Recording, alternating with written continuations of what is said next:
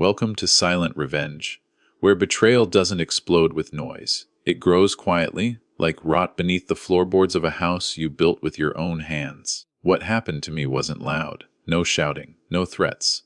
Just a slow, calculated betrayal from someone who used to call me uncle. And the worst part, my nephew thought I had no idea he was stealing my land. He thought the old man had gone soft. Thought I wasn't paying attention anymore. Thought age had dulled the instincts that built everything he was trying to take. He was wrong. My name is Calvin Mercer, and 40 years ago I bought 30 acres of dry, stubborn Texas soil just outside Tyler County. Back then it wasn't worth much. Scrub grass, a rusted fence line, one crooked barn. But it was mine. I worked that land through divorce, layoffs, and the kind of loneliness that creeps in when everyone else moves on with their lives. Every tree planted, every fence repaired, every tax bill paid on time. That land was my proof that I survived. My sister used to bring her son Logan out during summers. Skinny kid, always asking questions, always watching. Uncle Cal. He once said while sitting on the tailgate of my truck, "One day I want to build something like this." I believed him. I helped him too. When he was 22 and trying to start a small construction company, I signed a loan he couldn't qualify for a loan. When he struggled, I gave him work repairing the fences and clearing brush. When he thanked me, I believed that too. But gratitude has a short memory when money starts whispering. 2 months ago, I drove into town to renew some county paperwork. Nothing unusual, just routine property records. That's when the clerk frowned at her computer. "Mr. Mercer, there's been an update filed on your parcel." My stomach tightened. What kind of update? She turned the screen slightly toward me. And that's when I saw it, a development filing, construction zoning request, submitted by Logan Mercer Construction LLC, my nephew's company, on my land. I didn't say a word in that office. I didn't shout, didn't accuse, didn't even let the anger show. Because something else hit me harder than anger. Curiosity. How exactly did my nephew think he could steal 30 acres without me noticing? And more importantly, how far was he willing to go? Because the moment I walked out of that county building, I made a decision. If Logan thought I didn't know, I'd let him finish the job. And sometimes the most powerful revenge begins with silence. The moment I decided to stay silent, everything changed. Not outside. Not yet. Logan kept smiling. Kept shaking my hand when he stopped by the property like nothing had happened. But inside my head, every conversation with him started sounding different. Every word carried weight. Every smile looked rehearsed. 3 days after the county office visit, Logan pulled up in his polished black pickup, dust swirling behind him as it rolled across the gravel drive. He stepped out wearing a pressed button, down shirt and sunglasses like he owned the place. "Uncle Cal," he called cheerfully. I leaned against the barn door and wiped my hands on a rag, mourning. He walked over casually, looking around the land like a man inspecting property listings. "You still thinking about selling this place someday?" he asked. There it was. The first probe. I shrugged slowly. Why? He kicked a rock with his boot, just thinking. Land around here is getting valuable. Developers sniffing everywhere. Developers. Interesting choice of word. I nodded like it was news to me. Yeah, things change. Logan studied my face carefully, searching for something. Suspicion maybe. Resistance. But I gave him nothing. Silence makes people confident. Confidence makes them careless. He leaned against the fence post. "If you ever wanted help managing it, I could handle permits, paperwork, stuff like that." Permits. Paperwork. Exactly the kind already filed at the county office. I scratched my beard thoughtfully. "You think this land's worth something now?" Logan smiled wider. Too quick? Oh, yeah. "Big money, Uncle Cal." Big money. Funny how he never mentioned that possibility before he filed zoning requests under his company name. I pretended to think about it. Long pause. "Well," I finally said, "I'm getting older. Maybe I should let someone younger deal with that kind of headache." His eyes brightened instantly. "Hook set." "Exactly," Logan said. "That's what family's for." Family. That word stung more than I expected. For the next 20 minutes, he walked the property line with me, talking about potential future plans. Housing lots, access roads, utility hookups. He talked like the project was already his, and maybe he believed it was. Before leaving, he slapped the side of my truck and said, "Don't worry about anything, Uncle Cal. I'll take care of it." I nodded slowly. "I'm sure you will." As his truck disappeared down the road, I stood there listening to the quiet return. Then I pulled my phone out and called the one person Logan forgot existed, the county records lawyer who helped me buy this land 40 years ago. When he answered, I said 4 calm words. I need you to investigate something. Because betrayal hurts, but watching someone betray you while believing they've already won, that's where real revenge begins. And Logan had just taken his first step into a trap he couldn't see. The lawyer didn't sound surprised when I explained the situation. That bothered me more than anything. Calvin, Martin Hale said calmly over the phone, before we jump to conclusions, let me pull the filings and see exactly what your nephew submitted. I sat on the porch while he worked, staring out across the land I'd spent half my life protecting. The wind moved through the dry grass in slow waves, peaceful, honest, nothing like people. After 10 minutes, Martin returned. His voice was quieter. Well, this is interesting. My grip tightened on the phone. Define interesting. Your nephew didn't just submit a zoning request. I felt my chest harden. What else? He filed a development intent claim. Silence stretched between us. Meaning? I asked. Martin exhaled slowly. Meaning he's presenting himself as the controlling party for the property development. Controlling party. I stood up from the porch chair. How the hell does he do that on land he doesn't own? That's the clever part, Martin replied. He didn't claim ownership. He claimed authorization. My stomach dropped. Authorization from who? Martin paused, then said something that made my skin crawl. From you? For a moment I thought I misheard him. What? There's a notarized document attached to the filing, Martin explained. It says you authorized Logan Mercer Construction to act on your behalf regarding land development planning. I laughed. Not because it was funny. Because it was unbelievable. I never signed anything like that. I figured you'd say that, Martin replied. Which means one of 2 things happened. Forgery or manipulation, he said carefully. I started pacing across the porch. Logan had helped me sign plenty of paperwork over the years. Loan forms, equipment leases, insurance renewals. Had he slipped something into those stacks? Something I trusted him enough not to question. The thought burned. Can we challenge it? I asked. Oh, absolutely, Martin said. But here's the catch. What catch? If we fight it now, Logan will know you discovered the filing.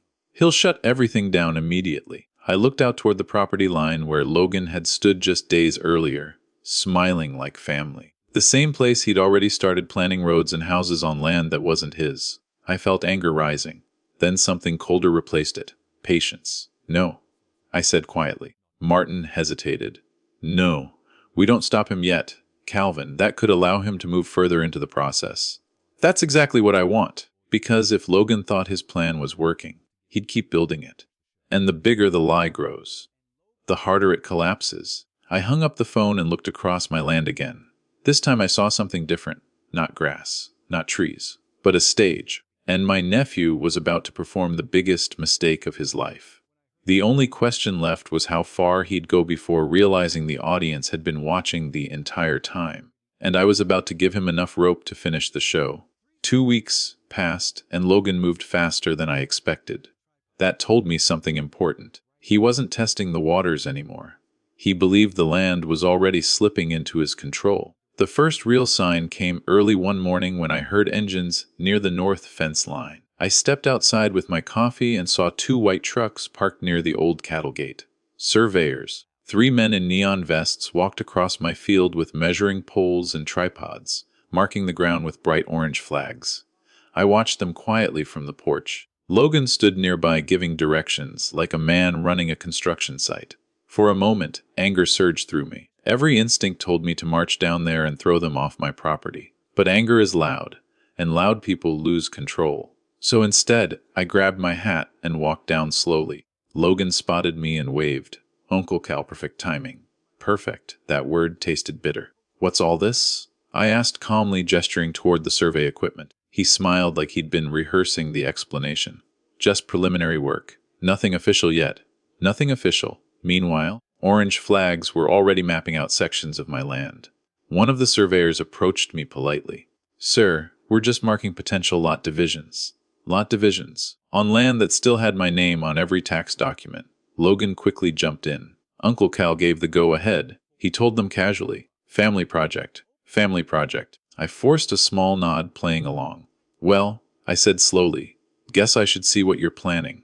Logan's confidence grew instantly. He pulled out a folded blueprint from his truck.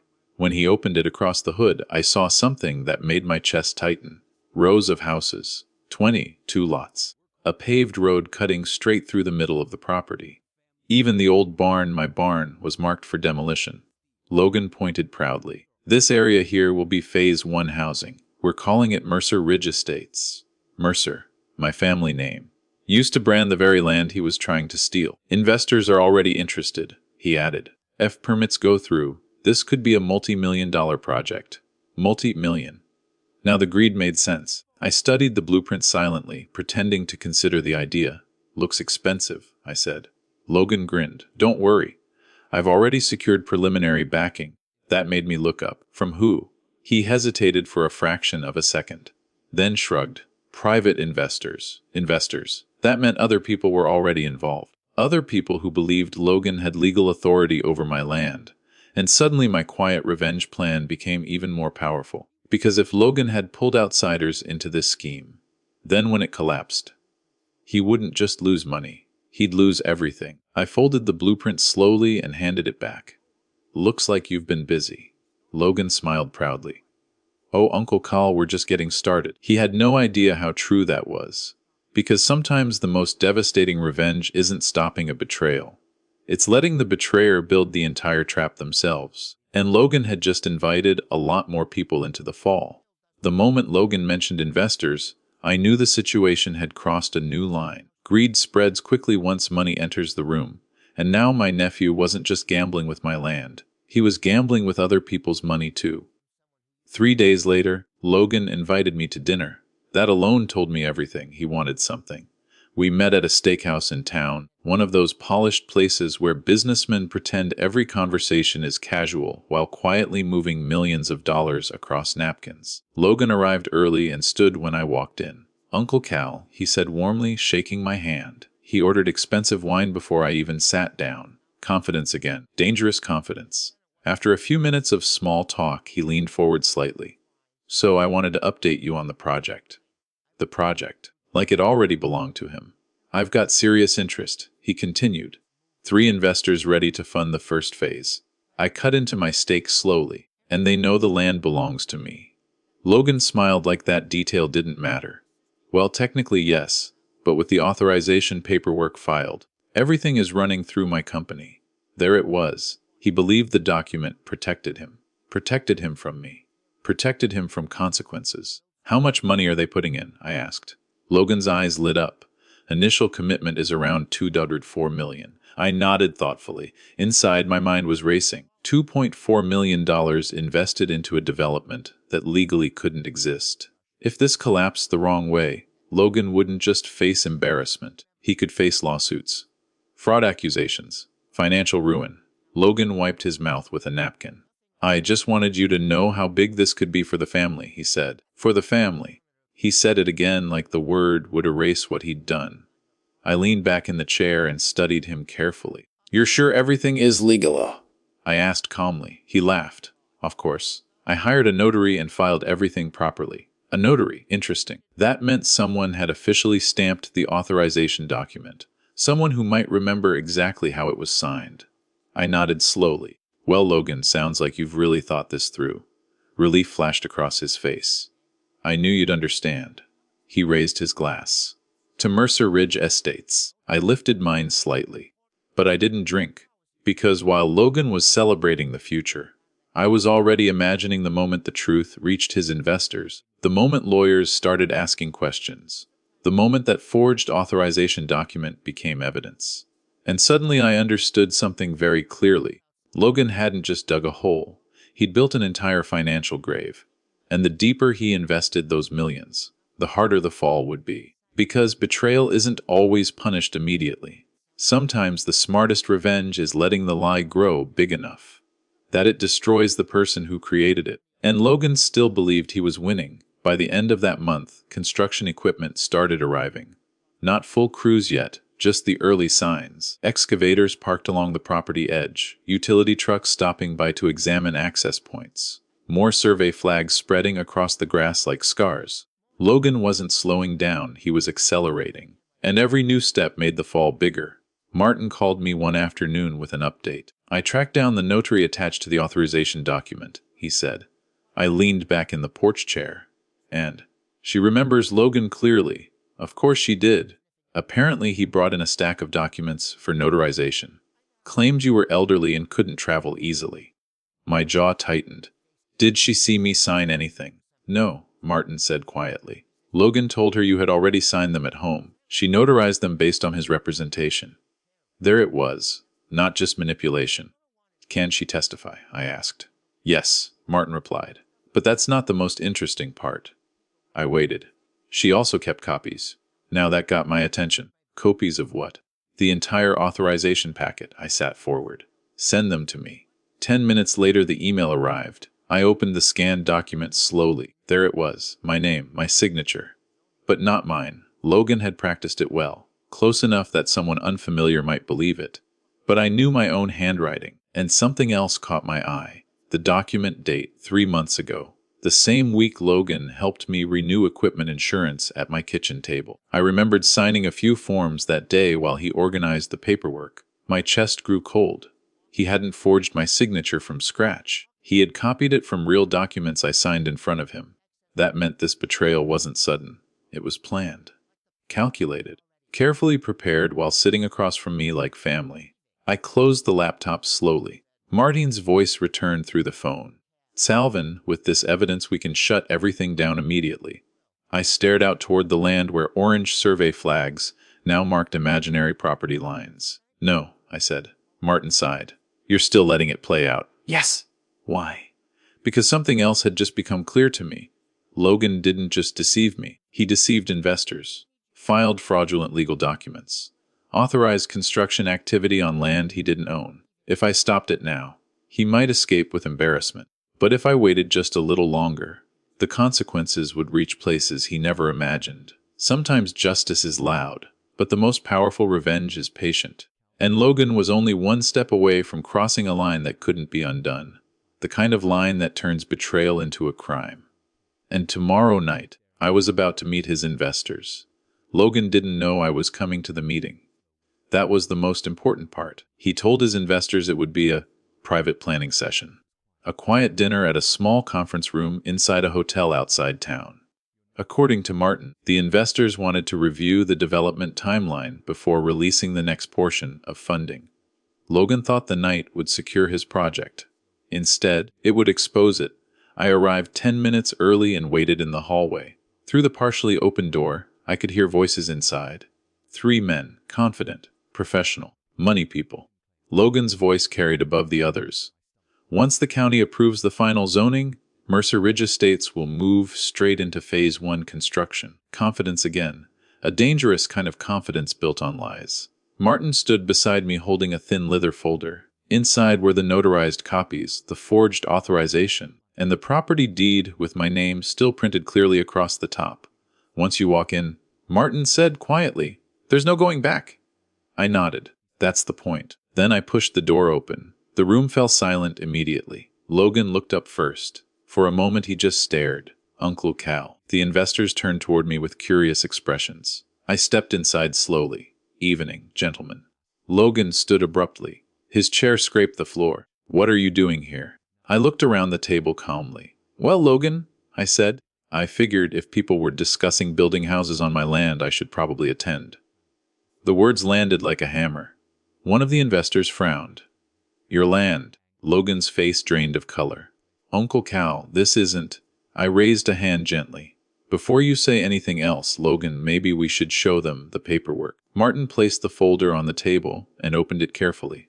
First came the property deed, then the county tax records, then the notarized authorization document, the forged one. One investor leaned forward, reading it carefully. You authorized him to manage the development. I nodded slowly. That's what it says. Logan tried to recover. Exactly, he said quickly. Uncle Cal gave me... That signature isn't mine. The room froze. Logan's voice stopped mid-sentence. Martin calmly slid another document across the table. My client's real signature for comparison, he said. The difference was obvious. One investor leaned back slowly, eyes narrowing. Mr. Mercer, are you saying this authorization is fraudulent? I met Logan's terrified stare. For weeks he believed I knew nothing. Tonight he realized I knew everything. Yes, I said quietly. I'm saying my nephew forged it. No one spoke for several seconds, because betrayal inside a family is painful. But betrayal involving millions of dollars becomes something else entirely. And Logan had just realized the trap he built had closed around him. You could hear the air leave the room, not loudly, not dramatically, just the quiet collapse of confidence. Logan looked around the table like a man realizing the floor beneath him wasn't solid anymore. Uncle Cal, wait, he said, his voice suddenly desperate. This is a misunderstanding. But the investors weren't looking at him the same way anymore. They were looking at the documents, at the forged signature, at the deed clearly stating that the land belonged to Calvin Mercer. One of the investors, a gray-haired man named Richard Dalton, spoke first. Mr. Mercer, he said carefully, are you confirming that you never authorized this development? I nodded. That's correct. Richard leaned back slowly. And your nephew filed development claims under the assumption that he had legal authority. Martin answered calmly. Yes, and we also have confirmation from the notary that Mr. Logan Mercer personally presented the document for certification. The room grew colder. Logan shook his head rapidly. No, that's not what happened. Uncle Cal, tell them you knew about the project. Tell them you were part of it. I met his eyes. For a moment I saw the kid who used to sit on my truck tailgate asking questions about hard work and building something honest. Then I remembered the forged signature, the lies, the investors he pulled into the scheme. You should have asked me, I said quietly. Logan's shoulders sagged. Richard Dalton closed the folder slowly. Well, he said to Logan, our legal team will be reviewing this immediately.